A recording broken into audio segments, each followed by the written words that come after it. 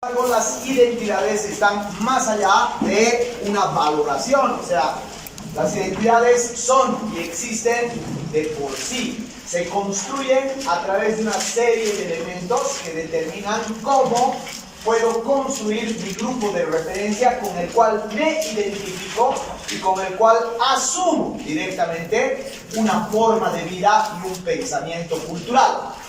Y el problema, o uno de los problemas más graves de Latinoamérica, es que esta construcción de identidades, sobre todo en los jóvenes, está marcada por el crimen y por la delincuencia. Por ejemplo, son formas de identidad las pandillas, son formas de identidad que se construyen, qué sé yo, los politistas, son formas de identidad que se construyen a través de organizaciones que son vistas o desde la marginalidad, porque son identidades de gente que no alcanza a visibilizarse en la sociedad, entonces va por los territorios marginales, o identidades basadas y asociadas al crimen. Ese es el gran drama latinoamericano.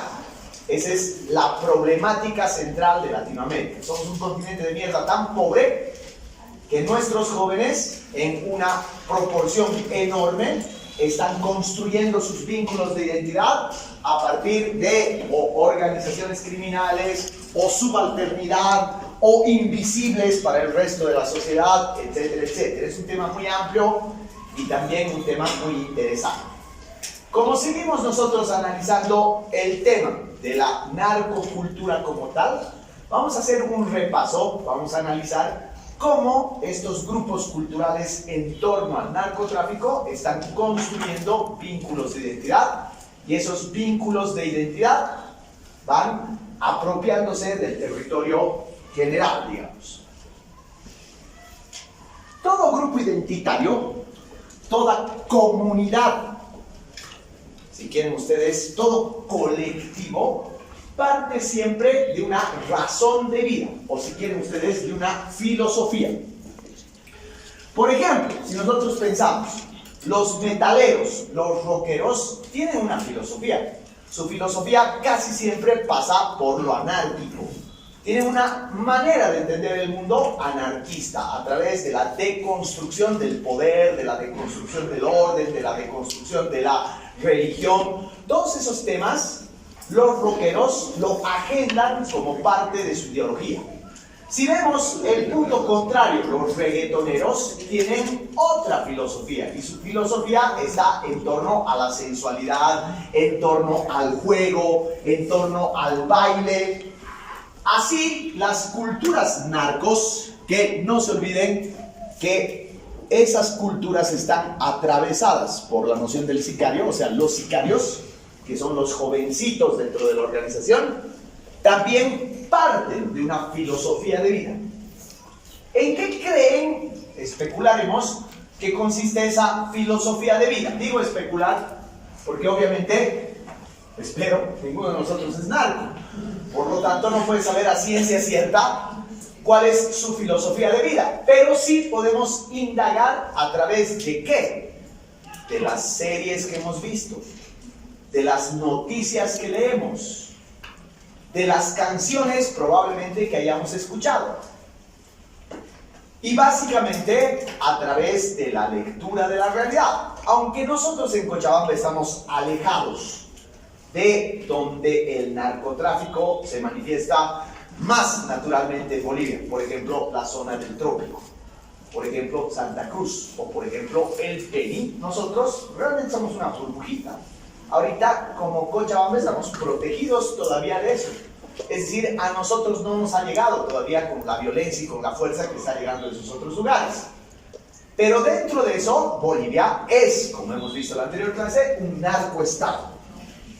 A raíz de eso, quienes viven del narcotráfico, que no son los organizadores del cartel, no son los grandes jefes, no son las mafias, sino los sicarios, los peones, los soldados, ellos están construyendo un vínculo de identidad a partir de una filosofía. ¿Cuál creen que sea? ¿Qué esperarán? Eso es una filosofía de vida. ¿Qué esperarán de la vida? ¿Qué quieren alcanzar? No, chicos, sí, dime. Poder y respeto. No, porque estos chicos la tienen clarita. Nunca van a ser jefes. Nunca van a llegar a dirigir el cartel. Nunca van a llegar a tener una posición de poder. ¿Qué? Pueden estar en las sombras, pero estando en las sombras, piensen en esto. Traten de ponerse en los zapatos, chicos. Si tú sabes que trabajas para una organización criminal, por lo tanto, estás consciente de que tu destino o es morir chango o acabar en prisión, ¿cuál sería tu forma de vida? ¿Cuál sería tu filosofía de vida? ¿Qué harían ustedes? ¿Qué buscarían de la vida si supieran que tienen los días contados? Porque o los matan o los meten presos. Exacto. Ese es el punto, ¿ya? Se define la filosofía de vida de estos changos a partir de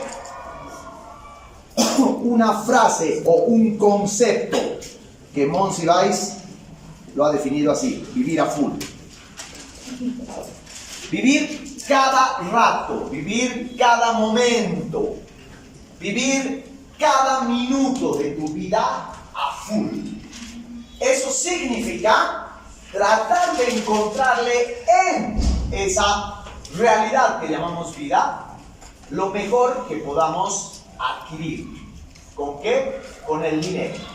En principio, estas culturas parten de un culto, como les decía, al dinero. Porque el dinero les da, en primer lugar, estatus, en segundo lugar, les da mujeres, y en tercer lugar, les da lo que ha dicho su compañero: excesos, drogas y alcohol. A partir de estas tres cositas, ellos establecen su noción de poder. Pero estos chicos, como les decía hace un ratito, no entienden el poder como el control o la dominación de un aparato criminal. Nunca van a llegar a ser jefes, lo saben, en principio, porque no son de la sangre, dicen ellos. No son hijos del patrón, aunque sean hijos adoptivos. Probablemente, con mucho esfuerzo y viviendo más de lo que deberían vivir, puedan llegar a ser intermedios. Pero estos ñatos, y ahí está lo durísimo de esta realidad, han asimilado desde changos que su vida va a ser breve, que su vida va a ser corta. Y por lo tanto, su vida activa dentro de la organización criminal le quieren sacar el jugo. Su filosofía de vida está basada en un materialismo distinto al materialismo de otros sectores sociales. Por ejemplo, los jóvenes, por decirles jailones, de las urbes, que no están metidos con el narcotráfico, son jóvenes materialistas. Pero ¿en qué se manifiesta su materialismo? Se manifiesta básicamente en tratar de acumular, de tener, qué sé yo, un emprendimiento, un negocio, de tener autos, de tener relojes, de tener una vida asegurada, de manifestar básicamente una vida que garantice su estabilidad. En cambio, estos jóvenes quieren un beneficio inmediato, porque saben que lo que define esto es fugaz. Va a pasar. Es este momento. Y quiero aprovechar este momento al máximo. ¿Qué puede pasar cuando tienes una filosofía de vida basada en el momento, en el instante? ¿Qué creen que nos pueda pasar a nosotros como personas? No pensamos exactamente eso. No pensamos en el futuro. Por lo tanto, nos importa una mierda las consecuencias. no tenemos visión de que mis actos pueden traer consecuencias posteriores. Si te meten preso, dices, era mi destino. Si te matan, dices, era mi destino. Por lo tanto, esa fugacidad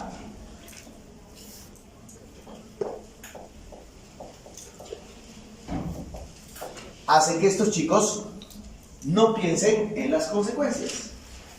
No está en su cabeza la idea de que lo que están haciendo puede traer consecuencias en su vida, o puede traer consecuencias a su matrimonio, puede traer consecuencias a su noviazgo, o puede traer consecuencias a sus hijos o a sus nietos, porque sencilla y llanamente todos esos conceptos, todos esos ideales de vida no existen para él. En otras palabras, son comunidades gigantescas de chicos que no creen en un futuro. No es que no tengan, de hecho no tienen, pero además no creen, no visualizan un futuro. No está en ellos la noción de futuro. Y si no creen en las consecuencias, entonces, ¿cómo puede manifestarse eso en su conducta? Les voy a dar un ejemplito, ¿ya? Totalmente distinto, pero que les puede ilustrar bien. Cuando los españoles llegan a América, llegan sin la idea de gobierno. Acá en América no está el rey. Acá en América no está establecida la iglesia. Acá en América no está establecido el orden que había en España. Por lo tanto, lo que yo pueda hacer aquí en América no va a traer consecuencias. ¿Qué han hecho los españoles?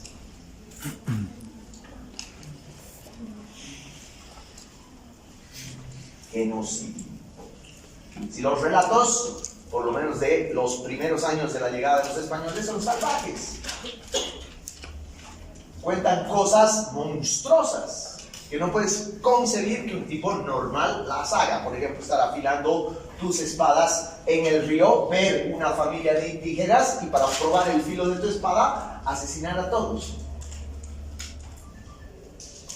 Eso es la ausencia de consecuencias. Lo mismo pasa con los sicarios. Como no asumen las consecuencias como tal de sus actos, como no creen en un futuro, como no creen básicamente en la idea de un mañana, entonces estos ñatos viven el presente a full y al mismo tiempo han perdido la noción del valor de la vida.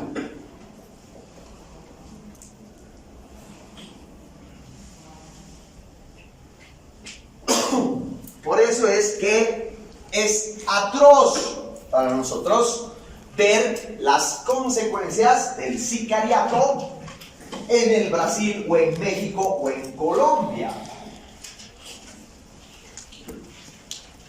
O sea, cada día, pero no es una vez al año, cada día puedes estar en una discoteca, entran unos ñatos armados y arrojan cabezas.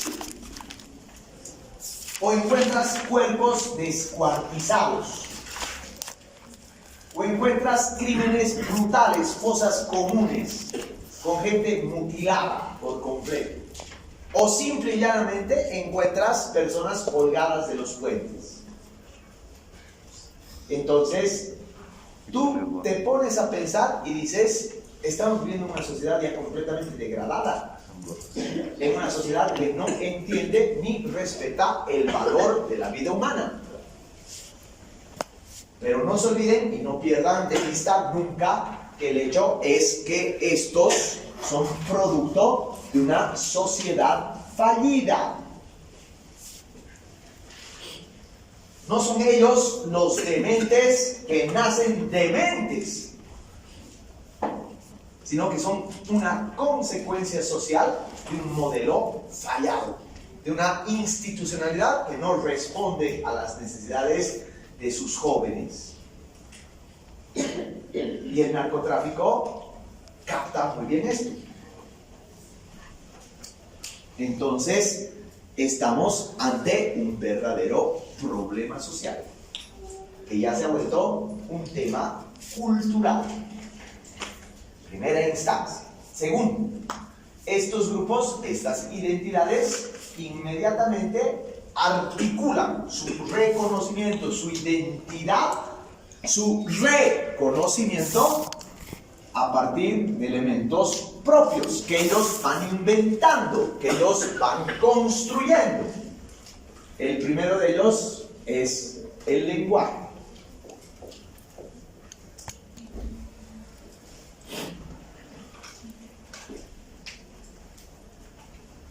Cuando un grupo de personas usa determinadas palabras o se inventa determinadas palabras que solamente entre ese grupo se entiende, quiere decir que ese grupo ya ha construido, uno, su forma de identificación y segundo, su sistema de solidaridad. Identidad es solidaridad entre tu grupo.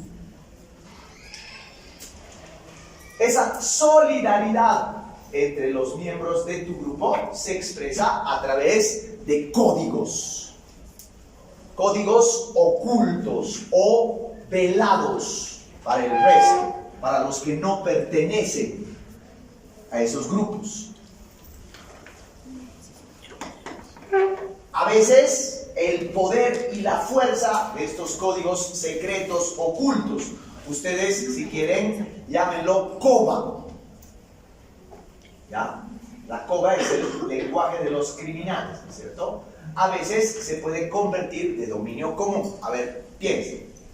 El tango es una música específicamente de los delincuentes de Buenos Aires. Delincuentes, tipos que piden y administran prostitutas, tipos que matan y asaltan con su cuchillo, peleadores de los barrios bajos, que han inventado el tango.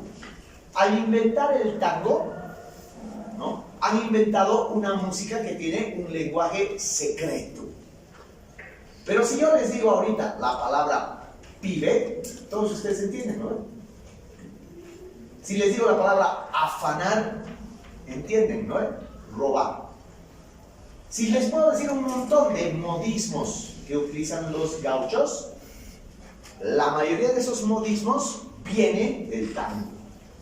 El tango en un principio era un lenguaje secreto, entendido solamente por los grupos marginales de una Buenos Aires que estaba empezando a crecer y que se organizaba en barrios marginales y bajos, y por eso los argentinos despreciaban el tango. Es de putas, es de maleantes, es de cafizos.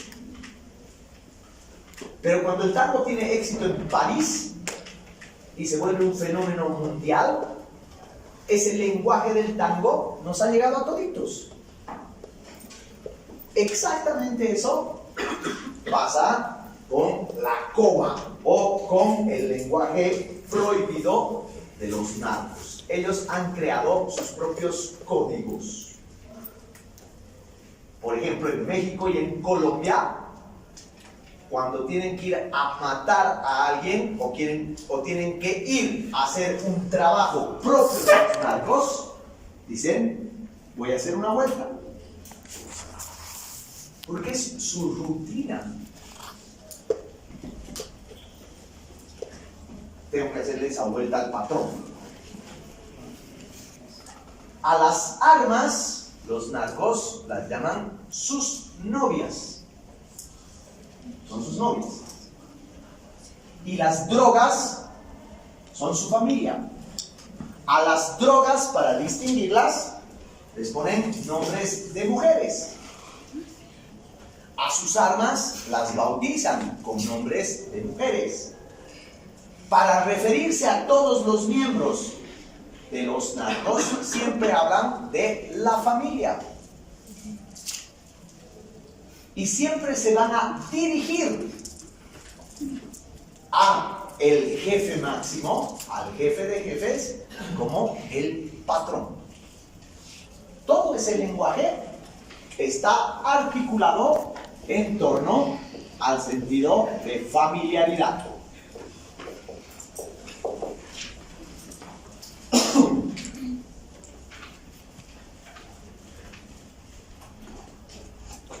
Ese lenguaje, de alguna manera, a nosotros nos está llegando por la explosión de la cultura mediática de los narcos. Las telenovelas mexicanas o colombianas o brasileras con temas de narcos. Las series, hasta norteamericanas, con temas de narcos. Montón de cosas que aparecen en los medios de comunicación que ¿qué están haciendo? Están visibilizando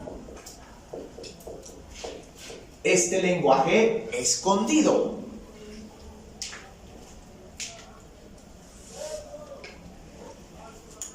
¿Y eso qué significa? Significa que si ahorita te topas con unos narcos, capaz entiendas lo que están hablando. Porque ya se ha vuelto parte de un lenguaje familiar, de un lenguaje visible, de un lenguaje que ya no está oculto. ¿Eso qué quiere decir, chicos? Básicamente quiere decir que el lenguaje de los narcos, propios de las identidades narcos, están generalizándose, están influyendo en la sociedad. Por eso les decía, es exactamente lo que pasó con el tango. Eso es, en otras palabras, que la cultura de los narcos se está universalizando.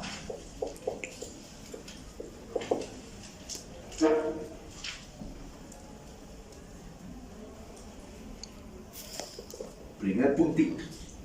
Segundo puntito. Los narcos, las comunidades narcos, tienen su propia interpretación y su propio sentido de religiosidad.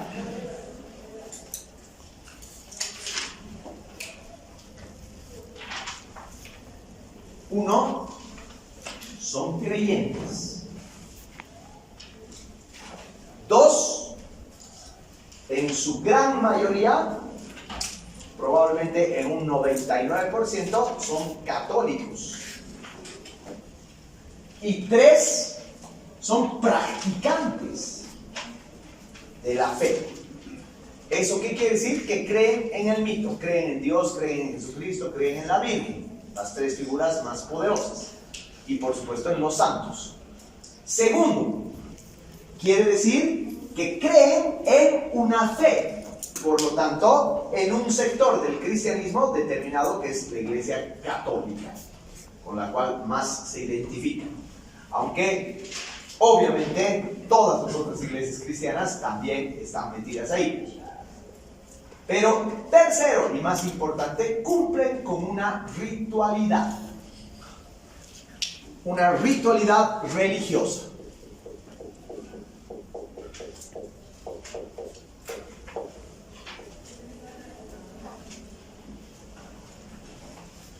Lo primero que podemos nosotros notar de esas culturas narcos, a partir de su religiosidad, es, uno, el sentido de la oración. Se encomiendan particularmente a la Virgen, rezan a la Virgen, rezan a los santos, rezan a Cristo. Pero esa oración, como en todo el continente americano, tiene un valor fundamentalmente de reciprocidad.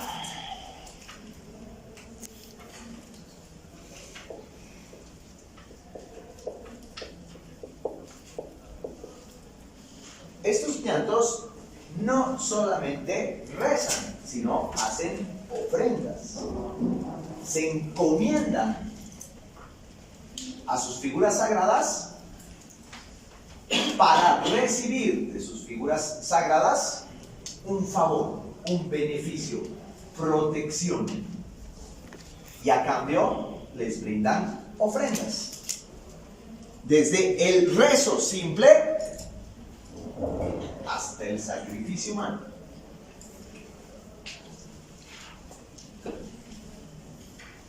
Es muy común, por ejemplo, ver que si tú tienes y si te encomiendan matar a los sicarios de la mafia contraria o rival, entonces lo dejan a uno vivo y lo sacrifican, o a la Virgen o a Dios.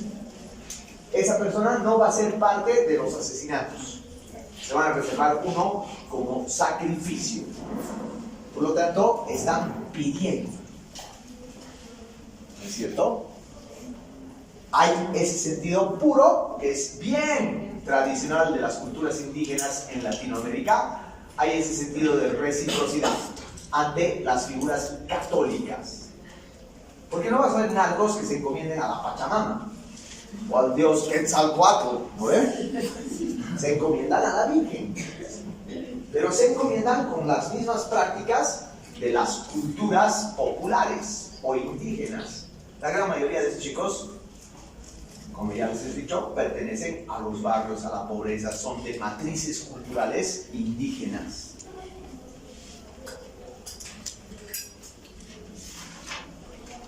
Además, su sentido de religiosidad se manifiesta también en la imagen y por tanto en el imaginario. Ustedes los van a ver por donde vayas. El distintivo de los narcos es que siempre tienen imágenes religiosas. Es muy de la puta esto, porque esas imágenes religiosas están siempre en combinación con las imágenes paganas propias del narco. A ver, busquen en internet fotografías, por ejemplo, de funerales de los narcos. Se hacen hacer arreglos florales, que es la imagen de la Virgen, pero rodeada de ametralladoras, o de UCIs, fusiles de asalto, o de pistolas. Los ataúdes, para que se vaya más allá el muertito, están repletos, forrados de punta a punta, de imágenes que combinan lo religioso con el narcotráfico, ¿no? Con todo lo que le gustaba. Por lo tanto, han creado a través de la religiosidad su propia estética visual.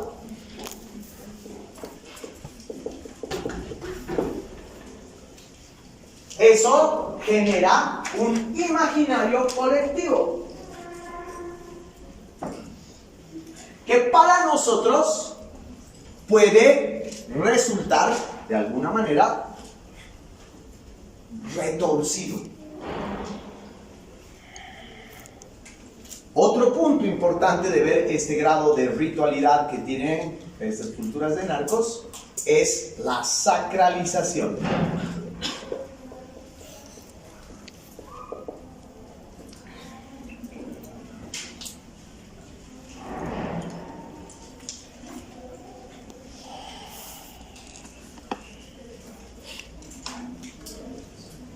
Una de las cosas más importantes que tienen estos ñatos, y es precisamente a partir de su religiosidad, es que tienen un sentido de la ética, como todos los bandidos. Claro que es una ética rebuscada, retorcida, la ética de los piratas, ¿no? La ética de los bandidos. Entre esos valores éticos, o si quieren ustedes, morales, que tienen los narcos, uno de los más importantes es el honor. Si tu jefe te dice, mata al general de la policía, y el general de la policía es corrupto, y tu jefe te manda a matarlo porque quiere cobrar más de coima, el tipo lo mata sin asco. Pero si ese general de la policía es un tipo que no se ha dejado corromper, igual lo matan, pero con pena. Es decir, hay el sentido de la ética. Entonces, es decir, puta, perdóname hermano, pero te vas. Lo mismo pasa con los otros jefes de la mafia. Entonces, ¿qué ocurre, chicos? Cuando pasa ese tipo de circunstancias, estos ñatos agarran a sus muertos, yo lo he matado a este, y los convierten en santos. les hacen una cripta, les ponen velas, les rezan y los sacralizan, o sea, los vuelven protectores. Claro, es una cagada, porque yo te he matado, pero ahora protégeme, porque te estoy pidiendo perdón y te estoy haciendo un altar, una cripta, te estoy haciendo velas. ¿No me creen? Vayan al cementerio y vean la tumba de los delincuentes cochabambinos. Ya todo el Tankara, que aguanta en prisión, es un santo. Su tumba está llena de velas. La gente va a rezarle al Tankara por su protección. Entonces, básicamente ese sentido, no han escuchado hablar del Tankara. El Tankara es uno de los criminales más famosos de Cochabamba. El tipo dirigía la cárcel de Abraham y ha habido toda una revuelta en la que estaba la banda contraria más los policías y han logrado matarlo. El tipo controlaba la prisión, era el mero mero. Y bueno, el Tankara se ha vuelto tan popular después de su muerte que lo han convertido en santo. Entonces, ahí hay un principio de sacralización. Tienen estos ñatos, ¿no?, ermitas, o sea, tienen capillas privadas, lugares privados, garajes privados, que son verdaderos santuarios.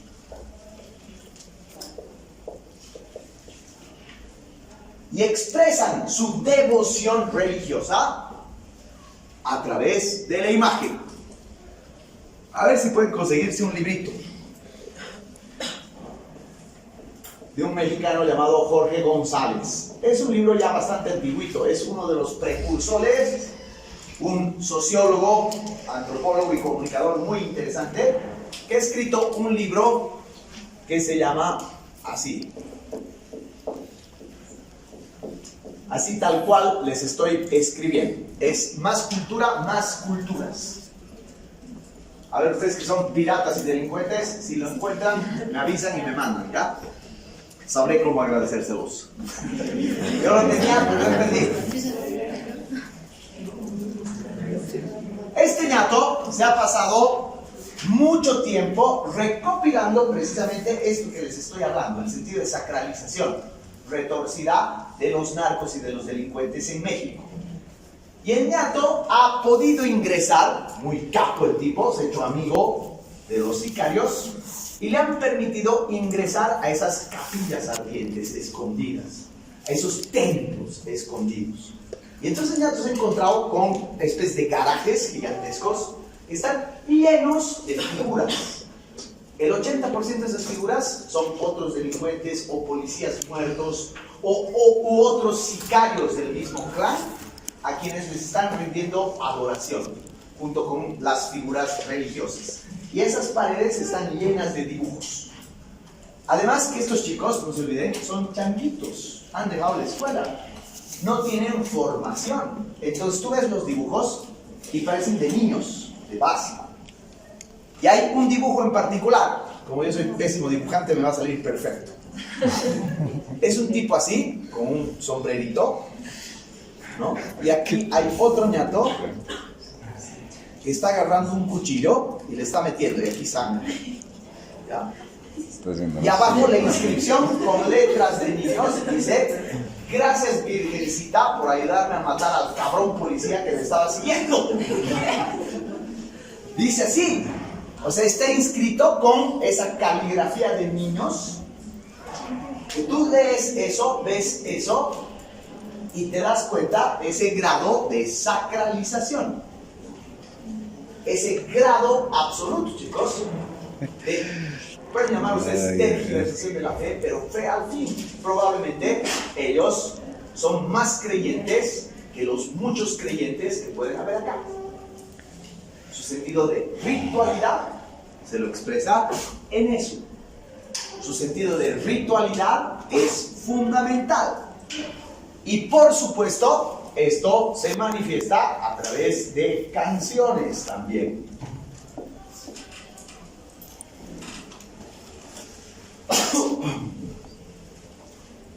Se manifiesta a través de el lenguaje cotidiano. Se manifiesta a través de la vida cotidiana.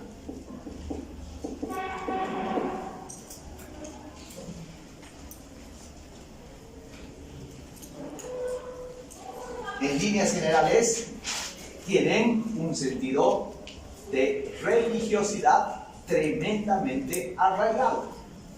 Y no hay nada que cohesione más a una comunidad, a una cultura, que su sentido de religiosidad.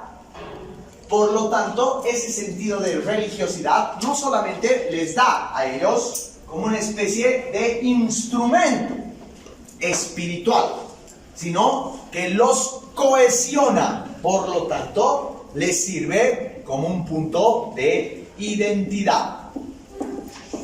Están construyendo una identidad colectiva desde el punto de vista religioso.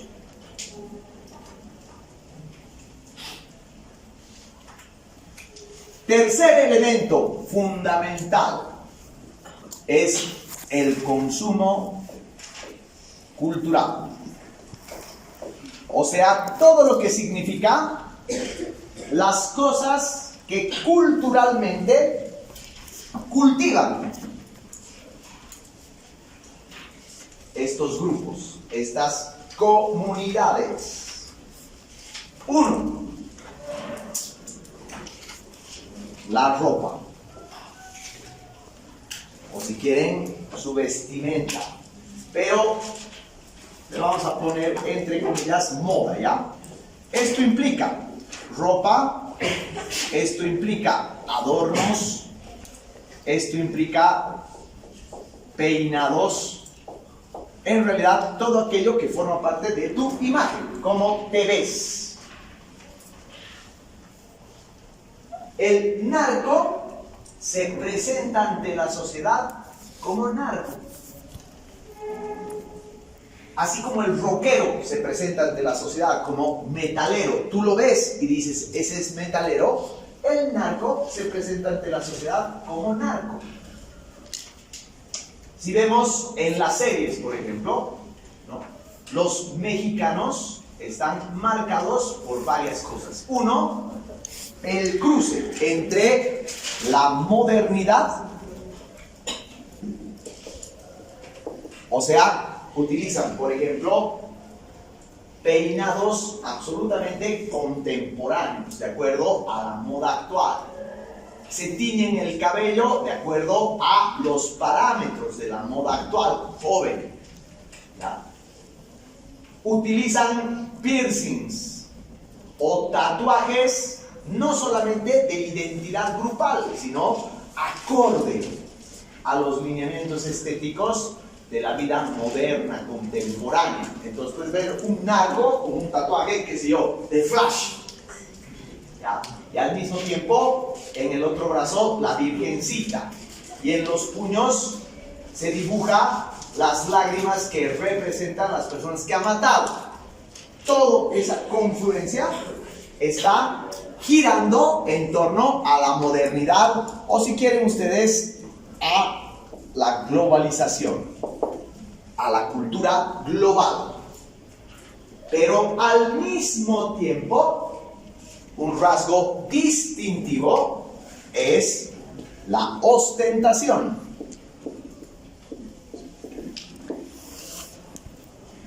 Oro. Mucho oro, mucho metal. Son realmente, en vez de metaleros, son metálicos estos ñatos. Grandes cadenas, grandes adornos, cinturones, hebillas. Y parte de su adorno, parte de su vestuario personal, por supuesto, son las armas. Estos ñatos no van a un lugar clandestino y se compran un arma. Se mandan a hacer con culatas de marfil, incluso dependiendo de la cantidad de plata que haya ganado, de otros metales. Le ponen incrustaciones de metales preciosos. Y eso lo ostentan, lo sacan a la calle, se visten así, se ven así. Y al mismo tiempo, junto con estos elementos, está también un guiño al pasado, a la tradición, a la cultura de sus padres. Y eso es la vestimenta típica en México y en Colombia del ranchero, que es el modelo de macho. El sombrero, las grandes hebillas, las botas. Son como los cowboys modernos, ¿no? ¿Por qué el cowboy? Porque representa dos cosas muy importantes, que son los rancheros, los vaqueros, en todas esas zonas, en el Brasil, en Colombia, en Santa Cruz, en México. Esos rancheros representan, uno, la soledad, y dos, al macho.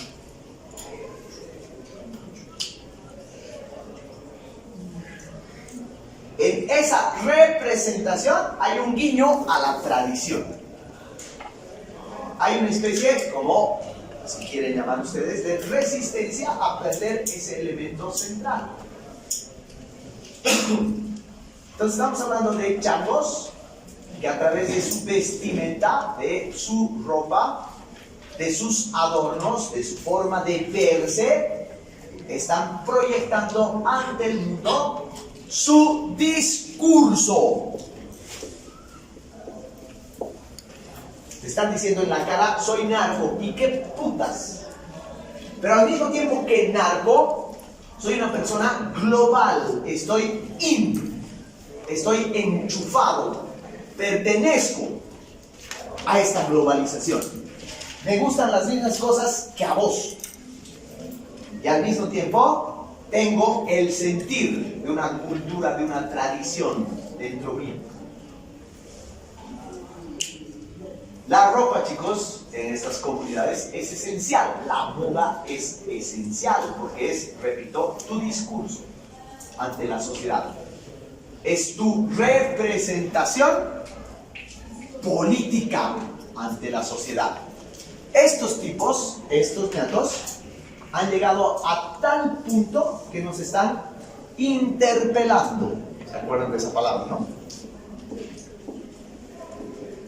Están interpelando, desafiando el poder, desafiando las leyes, desafiando a la sociedad tradicional, desafiando a los ancianos, a los viejitos, a los adultos.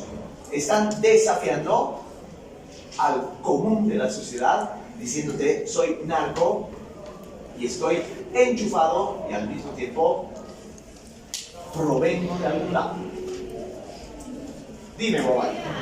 Acotar, las mujeres de los narcos también tienen una forma particular de vestir. Se llaman muchonas.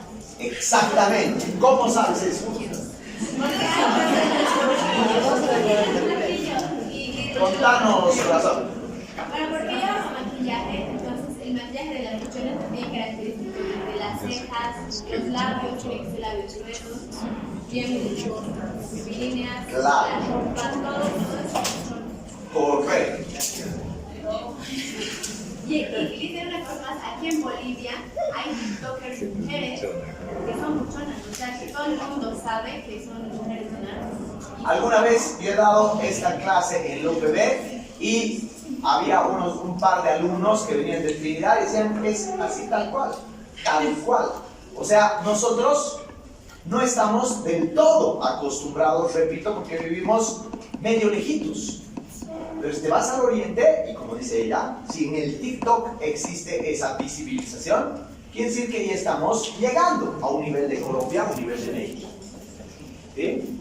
Oye, qué bien que conozcas eso, Huawei, me vas a vas a enriquecer a medida que vayamos avanzando si sabes algún dato más.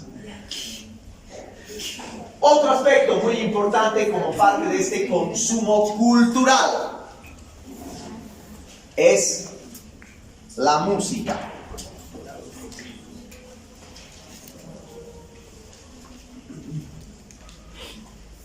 Como todas las culturas juveniles, estos ñatos circulan en torno a la música, obviamente, de moda. En su momento estaba la música electrónica, ahora el reggaetón. Probablemente van a ir cambiando sus representaciones musicales a medida que vaya avanzando o degradándose o cambiando la puta música que escuchamos ahora. Pero estos ñatos, no se olviden, por favor, no pierdan de vista nunca esto. Son jóvenes, son changos y son pobres, o han crecido pobres, o han nacido pobres. Por lo tanto, la música que los representa es la música de la industria cultural.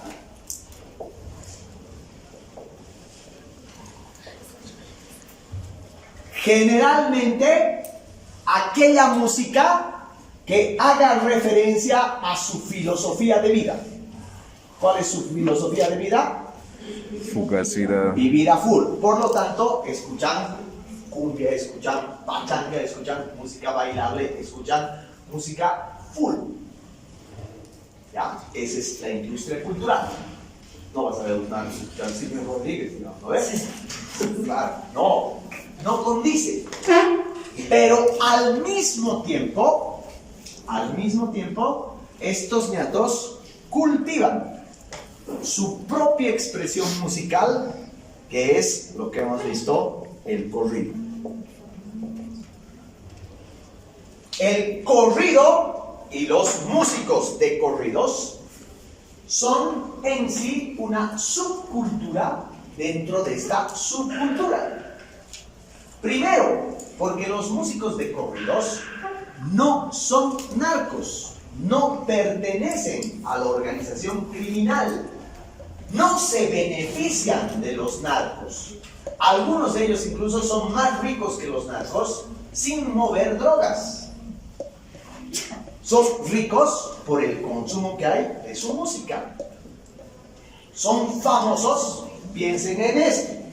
Muchos de los grupos, por ejemplo, los Tucanes, ¿no?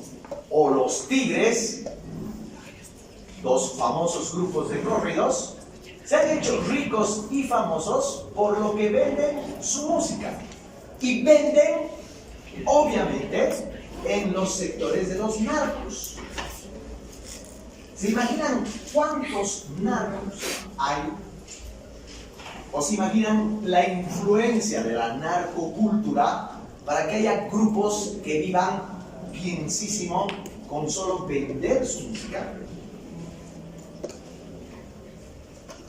Entonces, si no son narcos estos grupos, ¿qué son? ¿Qué representa para estas subculturas el corrido? Lo que les he dicho en la anterior clase. Son cronistas.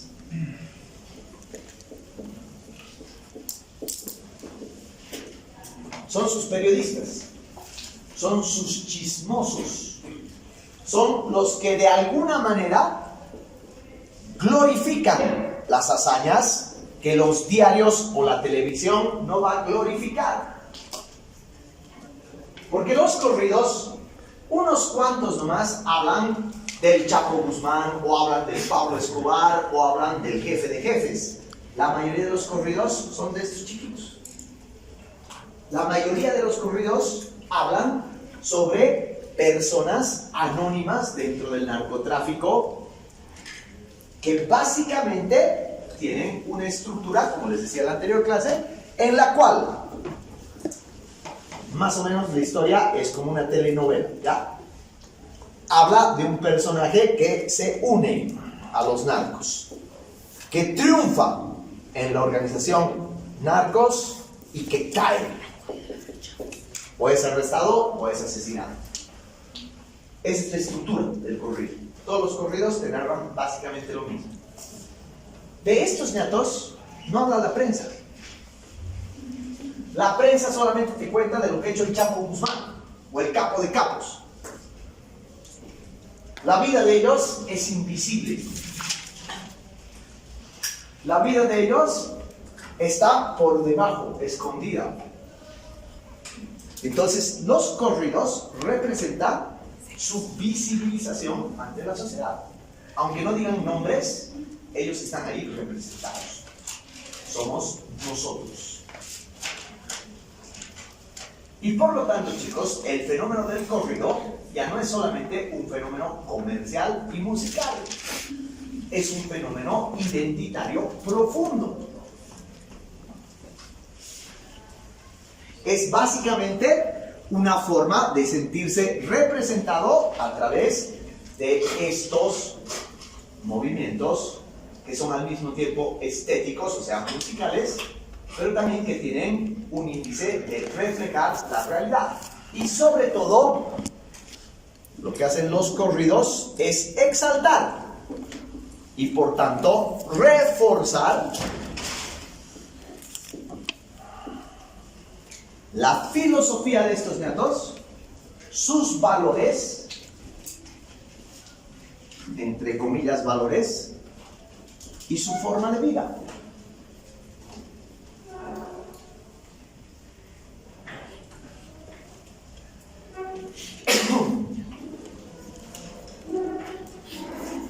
Hay un caso famoso en México, para que vean cómo es la articulación.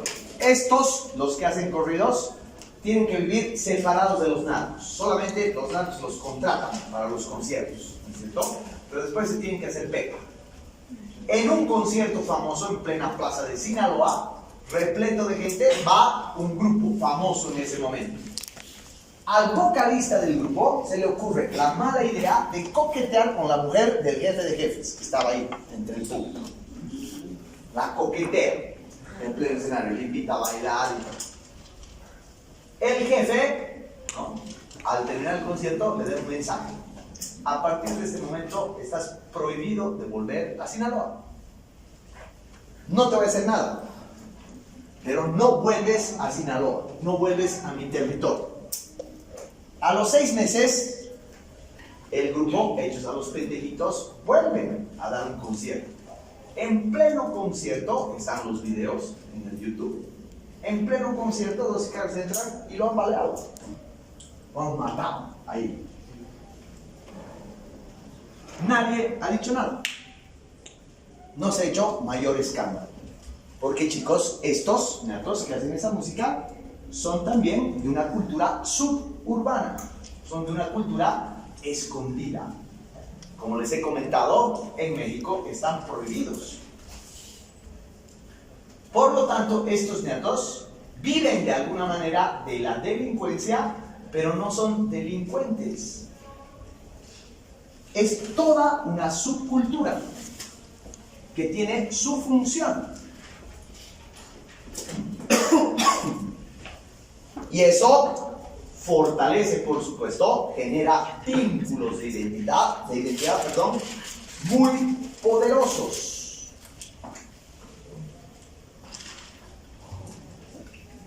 La música, como les decía hace rato, representa el discurso. En la ropa y en la música, en todo el consumo cultural, representa el discurso de estos grupos identitarios. El discurso se basa, se ampara en una filosofía, vivir a full. Pero dentro de esa filosofía están enmarañados los valores religiosos y sobre todo la exaltación de lo que les he dicho hace rato, el honor. El honor que se representa en un concepto sumamente importante, la lealtad. Estos ñatos son perros leales de su amo y lo van a ser leales hasta el último, por lo menos la gran mayoría. ¿Por qué?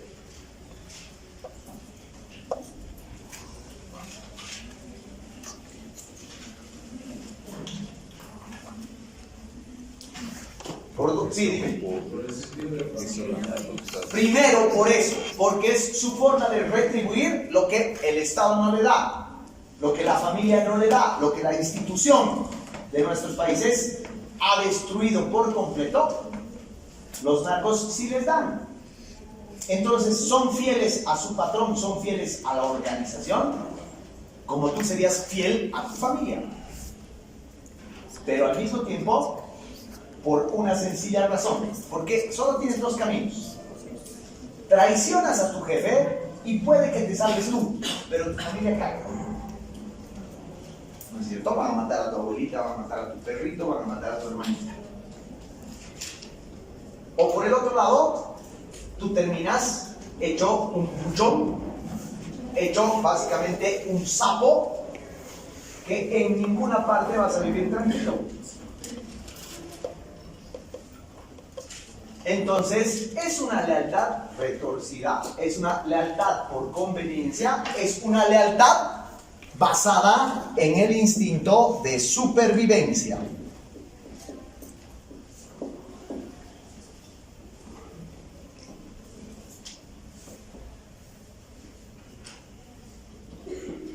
Aunque no crean, ese es el rasgo más distintivo. Porque estos neatos, por ejemplo, como les he dicho hace ratito, van a valorar a un policía que puede ser su peor enemigo. Pero si ese policía es incorruptible, entonces ese es su peor enemigo, le tienen respeto. Lo respetan. Porque es el segundo punto fundamental. ¿Qué buscas alcanzar acá? Respeto. El respeto no viene por las balas. El respeto viene del honor. Entonces te estás enfrentando a changos que están reproduciendo un discurso tremendamente moderno. Es decir, que viene de la ilustración, el valor, el honor. Y al mismo tiempo, changos que están utilizando estos conceptos de manera inversa a lo que nosotros significamos. Y así, estos grupos, estas identidades, estas narcoculturas, son un reflejo de nuestra sociedad. Nuestra sociedad como tal está representada por estos grupos que están invirtiendo los valores que tenemos. Y finalmente, como parte de este consumo cultural, en México tú puedes decir están locos, pero los artistas contemporáneos han empezado a hacer arte a partir de la lógica de los narcos. Eso es la disección de los cuerpos.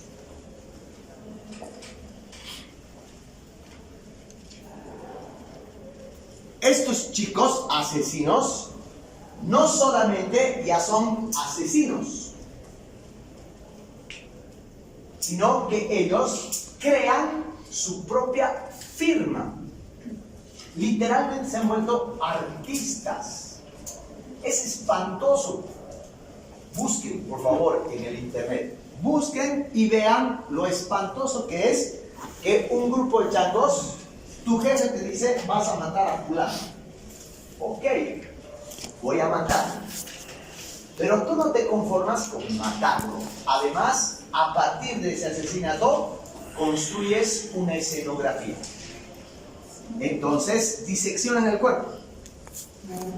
Ese es cortar el cuerpo y repartir las distintas partes del cuerpo en figuras. En el piso, en las calles. Den el lujo de agarrar la sangre y hacer figuras. De poner la cabeza a un lado, de poner los pies a otro. Y básicamente, cada grupo, por ejemplo, los Zetas en México, tienen su firma. Tú ves un asesinato brutal en la calle y dices, ah, los Zetas. ¿Por qué han dejado su huella? Han dejado su firma. Como si fueran artistas. Artistas del terror. Artistas de la disección. Presten atención a esto, porque el diseccionar los cuerpos es la ilustración más clara de que vivimos, como dice Bauman, como dice Beck, en una realidad fragmentada. ¿Qué son estos chicos? Están fragmentados, están quebrados, están cercenados, están básicamente dispersos y por lo tanto viven en la real fragilidad. Están viviendo sobre un abismo y ahí gana el que es capaz de equilibrarse mejor y aguantar el más tiempo posible al borde del abismo. Por lo tanto, su visión del mundo ya no es total, su visión del cuerpo ya no es total, su visión de lo humano y de la vida ya no es total, es completamente fragmentada. Está completamente desarticulada. No hay nada que los una, que es lo que vivimos como sociedad. Ya no tenemos unión, no tenemos un Estado que nos unifique, no tenemos una bandera que nos unifique, no tenemos una nación que nos unifique. Vivimos en ese mundo fragmentado. Y estos datos son la representación más clara, de la manera más brutal, de esa fragmentación. Con todo, la revista New York Times ganó un premio al mejor foto o a la mejor fotoreportaje de la historia cuando un periodista del New York Times sacó una foto de una favela brasilera controlada por los narcos. Las favelas son tierra de nadie, ni la policía ingresa ahí, no puede, literalmente. La otra vez, estoy hablando de hace unos 6 meses, ¿no? La red Globo, la más grande del mundo, después de la Televisa, osó sobrevolar en helicóptero una favela para hacer unas tomas de cómo dentro de la favela libremente se vendían en las alfombras todo tipo de drogas. El helicóptero sobrevoló la favela, hizo sus tomas y un misil de los narcos lo bajó. Ha matado 8 periodistas. La policía nunca entró a averiguar nada. Porque si entra la policía, otro misil. En Guadalajara, el anterior presidente mexicano, antes del AMLO, dijo, vamos a poner mano dura con esos narcos de mierda.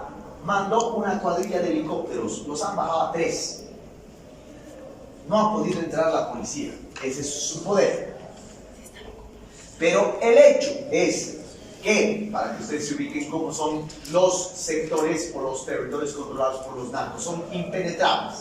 O sea que este fotógrafo que fue a fotografiar ahí, ¿no? Realmente un capo. El ñato se ganó el premio por una fotografía en la que se ve la entrada de la favela y 2 sicarios controlando la entrada. Son niños, deben tener 9, 10 años, los 2 sicarios que están controlando, armados hasta los dientes, con ametralladoras de última generación.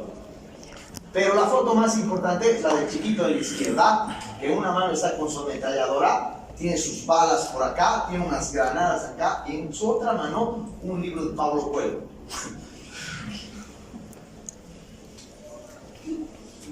Y eso es la noción más clara de vivir en un mundo, como dice Bauman, fragmentado, líquido. Porque la autoayuda, la famosa espiritualidad que te vende, es en realidad un mecanismo a través del cual vivimos en una sociedad, por lo menos en Latinoamérica, acorralada por la mafia. Y esto forma parte de nuestra vida. Nuestra vida de ser países en los cuales el narcotráfico constituye nuestra forma cotidiana de existencia. Sí, todos somos medio narcos. O por lo menos nos beneficiamos o beneficiamos a los narcos, de una u otra manera.